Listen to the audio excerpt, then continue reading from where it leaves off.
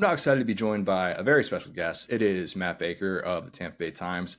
Matt, let's start with the Jaden Rashada lawsuit, the thing that's been in the news very much this week. The former Florida signee, current Georgia backup, he is suing Billy Napier, Florida booster, Hugh Hathcock, and the former Florida NIL director, Marcus Castro Walker. This is all related to the $13.85 million deal that fell through, yada, yada, yada. That basically had Billy Napier in this lawsuit promising Jaden Rashada $1 million upon signing with Florida. And that payment never happened. Everybody gets it by this point. Sure. What was your reaction to all of this? Which is, I said that I usually don't have an intro that long. It's a lot. But what was your reaction to seeing all this come out? Well, my initial reaction is I was surprised it happened just based on the timing. I kind of thought if this was going to happen, it would have been a while ago when it was still fresh. I'm not, reading anything one way or another. But when I first heard about this kind of as a possibility, I was a little surprised on the timing. But once you actually start digging into the nitty gritty of this lawsuit, the Billy Napier, again, let's pause for a second. This is Jaden Rashada and his people. This is their side of the story. We do not know Billy Napier's side. We don't know the other people's side. This is one part of the civil suit. We will hear more. Okay. Period. New sentence. The idea in there that Billy Napier would have been involved in the allegation that basically he said, hey, sign with us and this $1 million is going to come from this booster. He's good for it. I swear, I promise. Whatever was said there, that's the thing that jumped out, right? The 13.85 million, we kind of knew about that for a while, but if Billy was that involved, there's some issues here, right? I have no idea, honestly, what the NCAA can or should or will do at this point in terms of what their rules are, in terms of what their enforcement is. I've tried to get clarity. I still do not understand. Maybe I'm just a simpleton and a moron, but I don't quite understand if they could do anything, if they would want to, all that type of stuff. I'm still unclear. But even if we put that aside, the fact is that Billy Napier is involved in this lawsuit. And I'm rambling now, but it's going to matter for a couple reasons. The biggest is and most practical is going to be recruiting, right? Now, I asked Billy after the Rashada thing fell apart. We talked to him on the February signing day, again, a couple weeks after it all went away. How are you going to handle this perception? How are you going to battle it? Because there's going to be a perception from recruits that, just to be blunt, y'all aren't paying your bills. And whatever the truth is there, perception is reality. And if one recruit and his or her family or his family, they decide, I don't know about this. I saw that maybe they're not doing, maybe they're not living up to their bargain. That's an issue. And given everything else that's going on in Gainesville and his 11-14 record and everything, that's a major concern.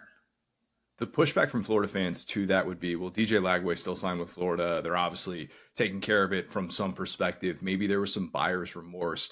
What doesn't make sense to me, and the part that I can't fully wrap my head around, was how that price ever got to $13.85 million. Because we hear these crazy numbers, right? And I remember talking to Edgar Thompson about this, of like how there was no pushback whatsoever from Florida when that number was first out there. And if the Orlando Sentinel out there, and I'm not trying to call it competition or anything like that, but if there are people like that are putting that in actual publications, then Florida's not pushing back, then there's something to it, right? Because that point when it gets to that number during the summer, I'm trying to figure out where the breakdown was of buyer's remorse, where Florida ultimately tried to back out of this deal and tried to have at the last minute Billy Napier having that alleged $1 million call on signing day. Like, where is the difference in opinion here that got to Florida to that point of desperation where they were still doing that on signing day, allegedly? Yeah, so there's a couple of things here. One is, Billy Napier's reputation is as a recruiter, right? And to do that, you have to bring in the really good recruits. And Jaden was one who was obviously extremely promising, top 100 recruit. I don't know how he's going to fare at Georgia, but clearly he's talented. A bunch of programs wanted him, right? So I can understand that in that type of competition, it's a bidding war, and my team cannot afford to lose, especially to an in-state rival like Miami and everything going on down there. So I understand why it's like an auction, right? Where you get all excited on eBay or whatever it is, and oh my gosh, I got to have this, and you end up paying more than you want. I could see how that would work. And then eventually at some point, you know what, where's this money coming from? Like that's a reasonable explanation. I can see how that works. The other part of this we have to consider too is this system is very, very stupid. It makes absolutely zero sense. I'm working on something on tampabay.com as we talk here this afternoon about just some kind of bigger picture reactions, taking a step back from the nitty gritty and just looking at what are my takeaways, what are my thoughts as this goes forward. And one of them is that the system makes zero sense. And I understand the system has evolved since this whole thing happened, but just take the names away for a second. One player gets offered $13.85 million from one NIL entity, which goes to a different NIL entity, which goes back to the first NIL entity, and then has a football coach promising that some other guy, not the football coach, not the football program, some other guy is going to pay $1 million, all because a different program and a different third party offered $9.5 million to a teenager to play football, except it's not actually to play football, it's for other stuff. This makes no sense. It makes absolutely zero sense. It is such a stupid process, but the system had to do it because, oh my God, we can't pay players, so we have to do this fig leaf, and it makes zero sense. So as I go through all of this, there'll be time when we read all the lawsuits and the counter arguments and the defenses, and if there's counterclaims, all that stuff, as this gets played out, we'll figure out what the details are. But as I read the lawsuit, one of the things that jumped out is, how are we in this position as an industry? Because this is just dumb. It seems like such bad money, to be honest with you. And it's bad money. It's bad planning. It's a bad system. I go back to something Scott Strickland said in Destin at the spring meetings. I guess this would have been a couple years ago now, where he pointed out, like, we've outsourced player compensation to a third party. I don't know that that's a really good idea. And again, this has nothing to do with Rashada. Take that out of it. But just that idea that, College Sports Inc. outsourced paying players to a third party, not for them to be football players, allegedly, but they are. Like, it just makes no sense. And honestly, the more I think about it, the more I ramble here, the more surprised I am that we haven't seen more of these things. And I know that, Jaden Rashada is not the only person who thought he was getting X and is getting Y. Like, I understand that happens, but I'm surprised that this is the first and really one of the only ones to come up this publicly, because the dollars are so high. The stakes are so high for the players, for their families, for the agents, for the coaches, for the programs. I'm surprised we haven't seen more of these yet. And how stupid all of this is, even stupider is the fact that the NCAA has navigated this so poorly that it can't enforce any of it. And after this Tennessee thing, nobody has any idea what can really be enforced, because if we were talking about this before Tennessee lost the suit with Tennessee, we'd be talking about, well, that's an obvious NCAA violation if proven true, that Billy Napier is like, hey, I'll get you the $1 million if you sign with us. And we'd be talking about this in an entirely different way.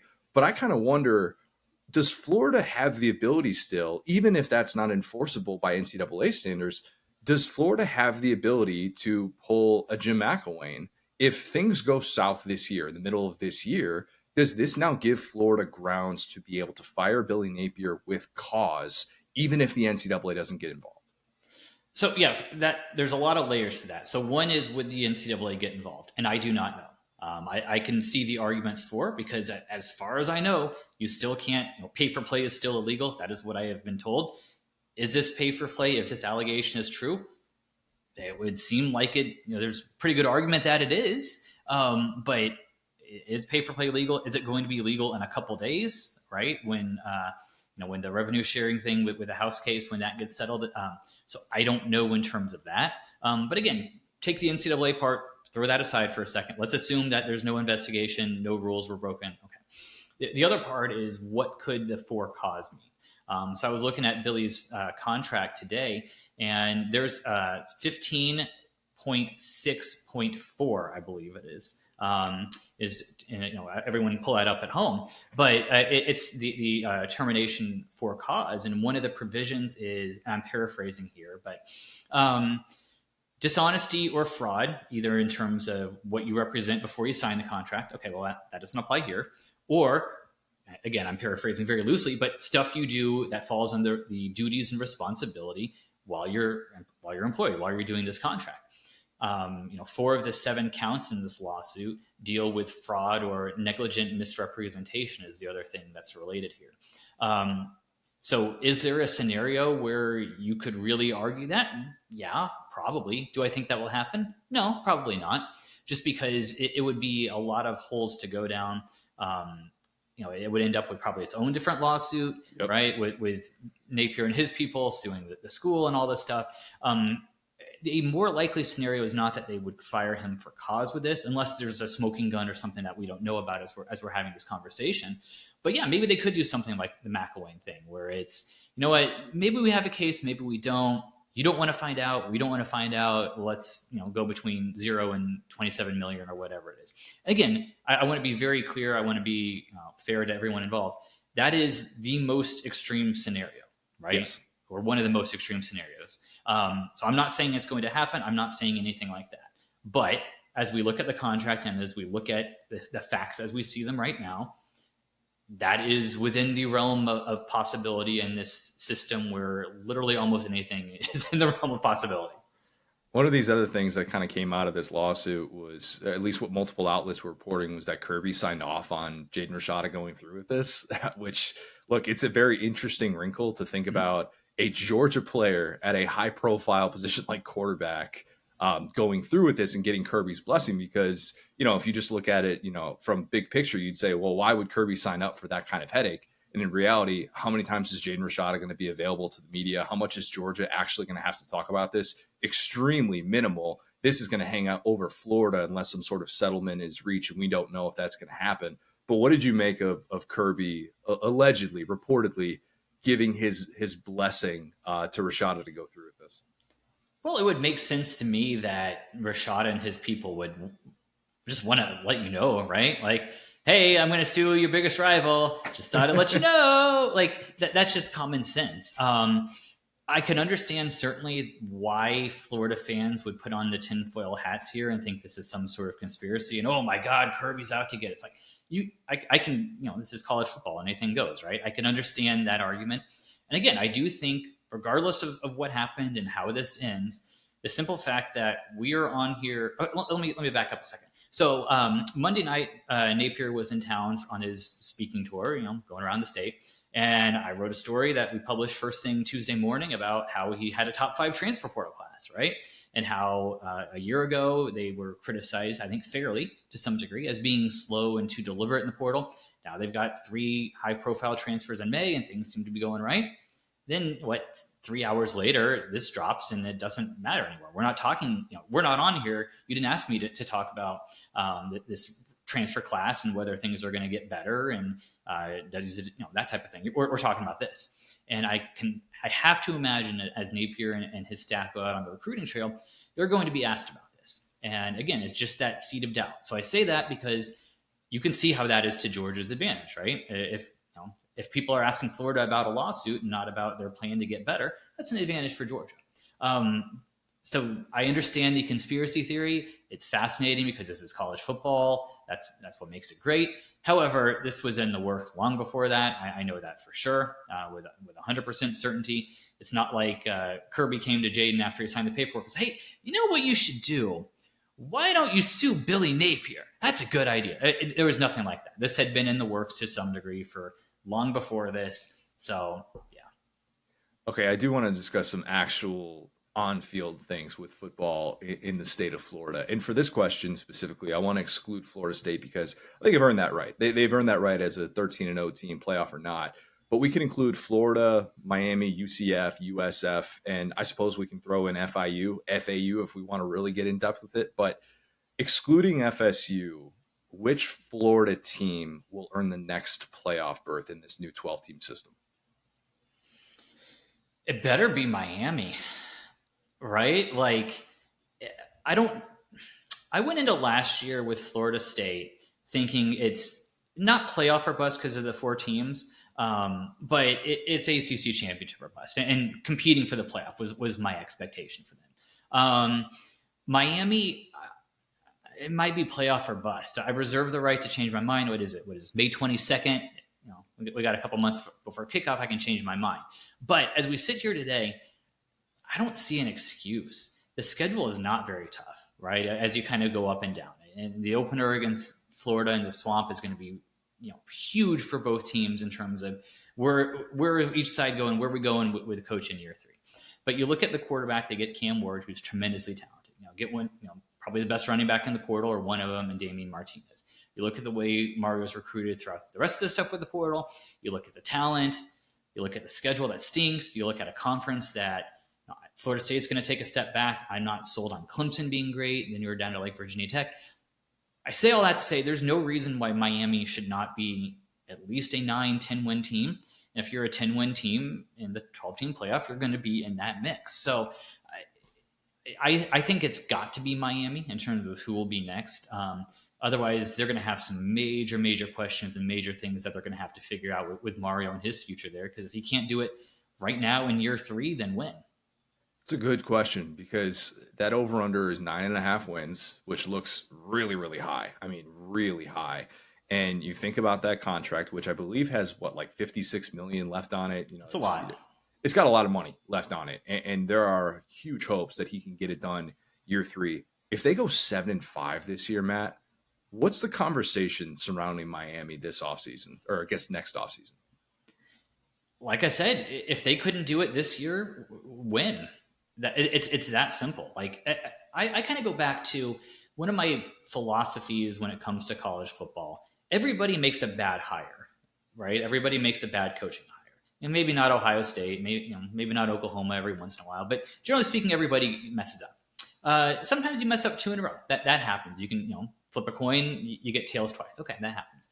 But 3 in a row, or 3 or 4 or 5 in a row, that's not the head coach. It's an issue with the entire program. It runs deeper than that. And if Miami is in that situation where it's been 20, 22, 23 years since they've been really nationally relevant, other than the 1 year in 2017 with Richt, if it's been that long, you can't say it's one coach. It's not. It's one after another after another. You can try and point the finger, but right, you point here, there's 4 pointing back at you. I think it's one of those things where there must be something systemically wrong. And maybe it's the ACC, maybe it's the money, maybe it's they're still behind in facilities, and all that stuff. But like, they've got the dudes. That's not the issue. They're going to be one of the most talented teams in the ACC. It's not a matter of timing. Mario's had, this is going to be his 3rd year. That's enough time to put up or shut up. And if it doesn't work, then what is it about Miami that's making this fail consistently? Because there's no reason why Miami should not be, in a 12-team playoff. They should be competing for a 12-team playoff most years, and especially this one. I think there are times during the last, 15 years in which we have all wondered, are there systemic issues at Miami, at Florida State? And I think that all 3 of them were late to the game with facility upgrades. And that's not the end all be all now, but I think it hurt them at times during the 2010s, or at least the latter half of the 2010s, once that TV money kicked in. And I was curious about this. So I dug up some numbers on the top 50 recruits from the state of Florida going to one of those 3 schools, because the number in my head that I had for on a yearly basis was like, all right, those 3 schools should be combining for 25 of those top 50 recruits from the state of Florida. So from 2015 to 2024, never hit 25 in a year, average of 20.4. From 2005 to 2014, those 3 schools had 25 of those signees 5 times, never less than 22, an average of 25, right at that number that I was thinking. Do you think there is a reason that there has been that drop off? Is it related to IMG? Is it related to, what is the specific reason besides kind of what I brought up there about the TV revenue and schools having more money to be able to recruit nationally, get into the state of Florida? Is there anything else to blame for that? Because you can't just point to one coach at this point when you see trends like that. So a couple off seasons ago, my project, my off season was spent on a 3-part story on the past, present, and future of the Big 3. At tampabay.com, look it up. I'll send you the link later. And I say that because there are a lot of reasons why it is in this situation. If I had to point to one reason why the Big 3 has not been the Big 3 for a while, it is recruiting. It is the lack of in-state players. The dudes are here, they're just not coming, right? Like when Clemson won the national title, just down the road in Tampa at Raymond James Stadium, three of their better players, three of their top receivers, Artavius Scott from Eastlake High School, just down the road from here, Ray McLeod, an excellent returner from Sickles High School, all-time leading rusher in Hillsborough County, Tampa, and Deion Kane, who was one of the top receiving prospects in the country from Tampa Bay Tech. All of them went to Clemson, right? And we can go on and on with this list. The guys that Bama got, and that Georgia's gotten, on and on and on. So, all right, that's the preamble. There are a bunch of reasons. Facilities is one. I don't think facilities matter as much as coaches do, but the impact is not zero. I think some of it is, IMG, because if you were just looking at the numbers, some of those are a little bit skewed. I think all the mobility at the high school level in terms of in terms of players transferring, because it's crazy down here compared to Texas and some of the other states, I think that hurts. I think that hurts development. I think that hurts recruiting. I think if you look at high school coaching, that's an issue that I don't think it's talked a lot about at the national level, but it is a huge issue. You look at Texas and Oklahoma and Georgia, the top coaches there make six figures, top high school coaches I'm talking about. In Florida, they get a couple $1,000 stipend. The top high school football coaches in Texas are the directors of football, and they're paid as an administrator. Here, they're English teachers, they're gym teachers, they're economics teachers. So they're trying to do that and also get paid a couple grand to coach football. The development's not as good. There's a brain drain with high school football coaches going from Florida to someplace else. And if I'm making up a school here, but Tampa Bay Tech, if they were cycling through school coaches every couple years, how is the coach at Florida State and Florida and Miami and USF, how are they going to build relationships if it's a new guy every couple of years? So there's a whole bunch of reasons why they've been in this situation. If it were one answer, then it would have been fixed. But it was a whole bunch of things that kind of all came together. Certainly recruiting got more national in terms of the 247s, the rivals. Huddle made it easier. You can't hide a guy in the state of Miami anymore like you could in the 80s and 90s. Now, if there's a superstar speedster at Miami Central, everybody knows about him in 8th grade. Like, all these reasons kind of came together to the issue that we've seen, which is the top players in Florida are choosing to go elsewhere. Shoot, conference TV networks, right? My mom and dad can watch me. I go to Minnesota. All the games are on Big Ten Network. They can watch me. All these things together, where I think it took a perfect storm for the big three in recruiting and everything else to be the big three the way it was in 88 to 01, thereabouts.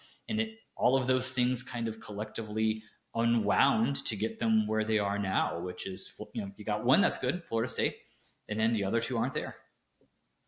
It's a great answer. And it's one that's got so many layers. That's a difficult thing to try and process, because I'm sure you've had so many people that have come up to you at any sort of function. Like, I'll get that question a few times in a given summer, you're at like a barbecue or something like that, or whatever. And someone chats you up about like, what's it going to take for blah, blah, blah to get back? And you've asked, we've had that question asked about all three of those programs at different times. And there is so much that goes into it. I've got an interesting one for you to get you out of here on. You cover a lot of Florida State, and I know that you know that program very well. I made the point that replacing Nick Saban is very, very different than replacing Ryan Day. If Ohio State has a vacancy at season's end, let's just say for whatever reason, it does not work out. Ross Bjork says, you know what, I'm pulling the plug on this. This is my first big time swing at this. Would Florida State fans have to sweat out the possibility of Mike Norvell leaving the ACC drama, all that behind, and heading off to Ohio State and going to Columbus? So part of my initial thought is, well, yes, because this is college football and it's the silly season. That's how it works, right? Like, I mean, Florida State fans did this dance every year with Jimbo for however many years until finally both sides were done and he went to Texas A&M. So I think you can always have to sweat it out. Do I think Norvell would want to go? No, I don't. He seems very happy at Florida State, and I actually believe him, which is something I wouldn't say about a lot of coaches. He's got a really good system right now where they've recruited at a much better level. He knows what he's doing. He's getting what he wants. They're working on the standalone football complex that's under construction last time I was up there. I think the NIL situation is in a very good place. Maybe there's an argument that being the best in the ACC right now could be better than being number 2 to be whatever it is in the Big Ten. Maybe that's not crazy. Where I have a better path to a conference championship in the playoff in the ACC. I don't know that that's crazy, but the other part that's baked into your question is, where is Florida State in the ACC in November, December, right? And I do not know. My guess is they're still litigating. I think January, February, that area is when like push is going to come to shove in terms of all the lawsuits with FSU and Clemson in the conference. But maybe things will be resolved by then, good or bad. So there's a lot of unknowns in there. So the short answer to your question is yes. I think Florida State fans are going to have to sweat it out, because I think that's going to be that way. Look, Norvell's a really, really good coach. I think he's an offensive genius. The way he did it at Memphis, the way he's done it at Florida State. If I'm the head coach or if I'm the AD at a major program, would be on my short list until he says no. And I also think he can coach anywhere in the country too. He'd be fine in Big Ten country, SEC, Big 12, whatever it is. So yeah, I think they are probably going to have to sweat it out, even if I don't think he would take it based on what I know right now, if that makes sense. Agree, 100%. Matt, great stuff. We'll do it again soon, man. Appreciate it. Sure, thanks.